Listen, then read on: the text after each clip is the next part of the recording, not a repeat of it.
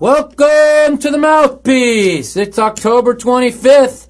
I'm on my way to Niagara Falls as soon as I'm done here. We're going to talk about the North American Poker Championship. We're going to talk about my Poker After Dark disaster this week. We're also going to talk about the inaugural Poker Bowl. We're going to talk about Caesars Palace's championship event and my hands, that's quote, hands of the week. Coming up on the Mouthpiece.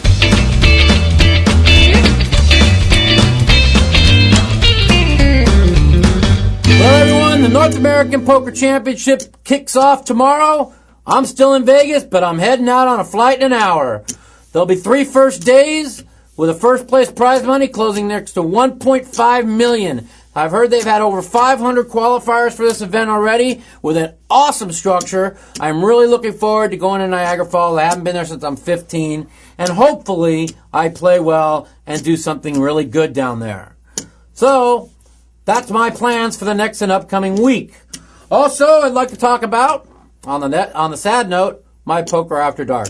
I filmed 3 segments of Poker After Dark this week, and lo and behold, I didn't do very well. Not doing very well doesn't bother me so much as far as the fact that in 2 of them I played really like f***ing shit. So, you take the good with the bad. It was a really rough week for me. And what can you say? It's poker's poker. That's all I can do. Hiccup. I don't know why I'm hiccuping. Also, I'd like to congratulate David Singer.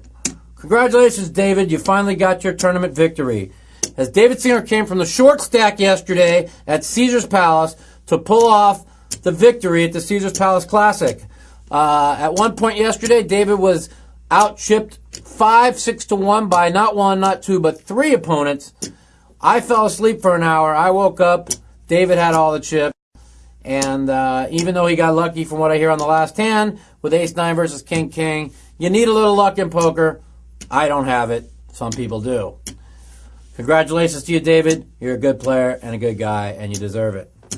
Also, this week's hands, that's plural this week, hands of the week, are brought to you by FullTiltPoker.com Pro Player. When you're stuck, when you're steaming and need focus, drink Pro Player. And also by Skin Industries. I'm not wearing my skin shirt today. That's because I left it at home. Skin Industries, www.skinindustries.com. My hands of the week. I've got 2 of them. One of them came right after I went bust at the Caesars Poker Classic this week. I was winning 2,800, playing 10-20 no limit hold'em. We were playing $40 straddles. A guy limped for 40 behind the straddle. Another guy raised it to 160. I re-raised it to 560. Steve Big Mouth Buckner re-raised it to 1,200 more. I re-raised it 4,200 all in. I flipped up 2 kings. He flipped up 2 queens. The flop came king, queen, 4. Did Mike Matusow have a chance? No way.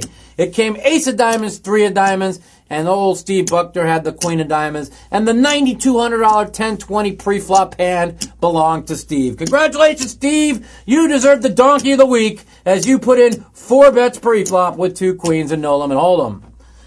My second hand of the week, normally don't have a second hand of the week, but this hand has just got to be sane because I just don't believe it, and I still don't believe it. This happened to me last night in online poker. Much smaller pot, but I had to say it.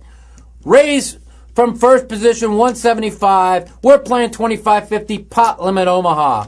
I've got ace, king 5, no suit. I re-raise it to 550. Mr. Superstar himself behind me re-raises it to 1,700. I re-raise it to 2,600 all in. I turn up the ace, king 5. The flop come jack, 10, 5, 7 on the turn, deuce on the river. And can you name his hand? No, it was the 4-4-8-9. The guy put 2,700 in, the third bet pre-flop, 4-4-8-9, no suit. Jack, 5 flop, drawn stone dead to the 7. Forget what he was drawn dead to. He was drawn dead pre-flop. He beat me twice. Those are my hands of the week. Those are the sick fucking people I deal with every day, as I found a way to lose $55,000 this week playing live poker. Okay, I'm expecting a lot of phone calls this week, so right before I leave for Niagara, let's call the phone lines and talk to Mike the Mouth. Light him up. Welcome to the Mouthpiece. You're our first caller. Who's this? This is Ace of Shades from North Carolina. Hi, Ace of Shades. What's going on, buddy? Hey, I want to get a little advice from you. I know you get backing from time to time in other tournaments. Uh-huh. How do you generally handle that when you got somebody buying a piece? Well, I don't stake anybody anymore, and I used to, but when I used to, it's basically, what you feel you want to sell to them. Some people sell at a premium. I always trade off with people. I always bought for... I would never buy at a premium. If they wanted me to buy 50% of them, if the buy-in was like $5,000, I'd give them $2,500.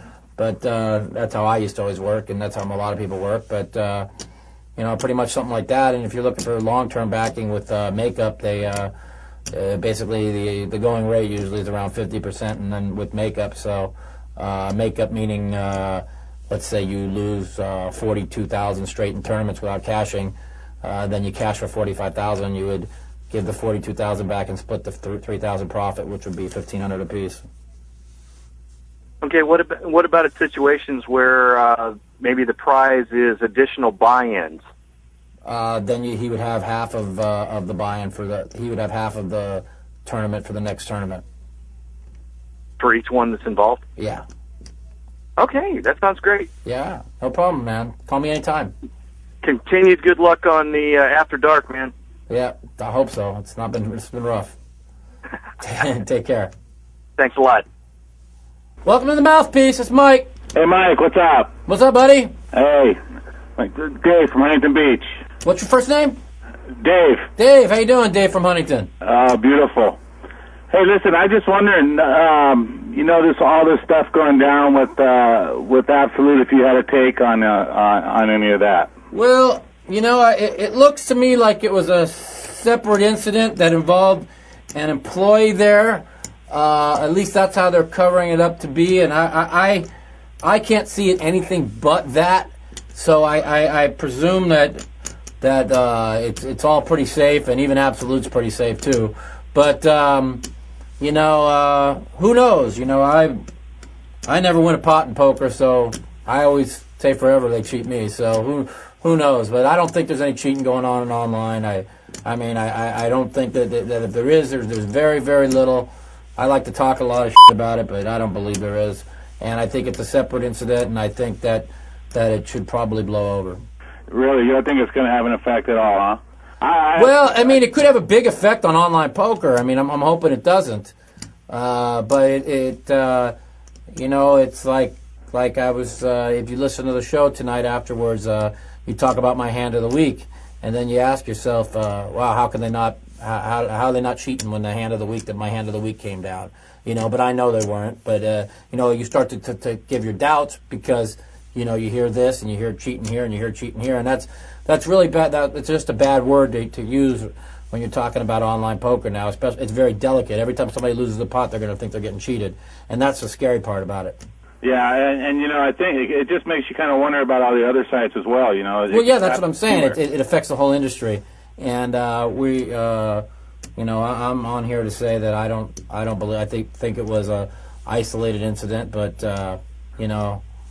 I've talked to owners of other companies, including the ones I work for, and they told me that it's virtually impossible to break the code and to see others' cards, and so I can only respect the people that I work for and I've talked to. Right, I understand.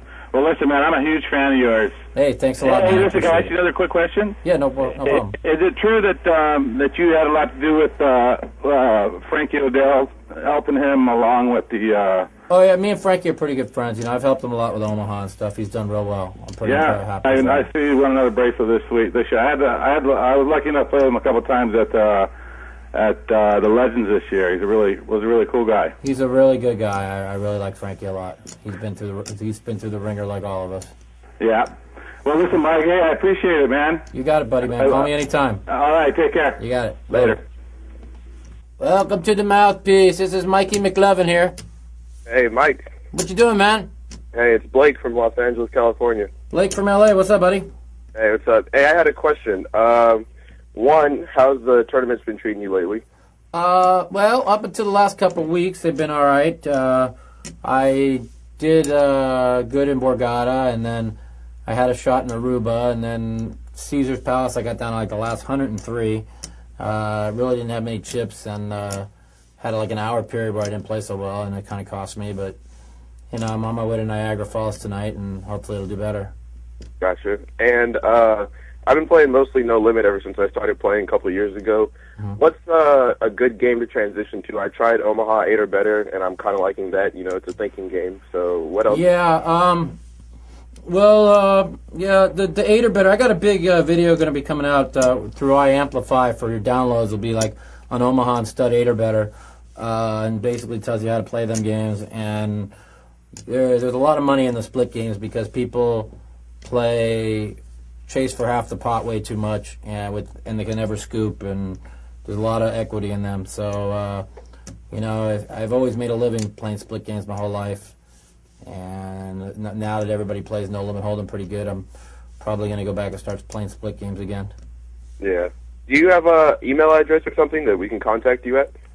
You can contact me at my MySpace address, which is what's it? Mike The Mouth URL mouthpoker.com. Is that it?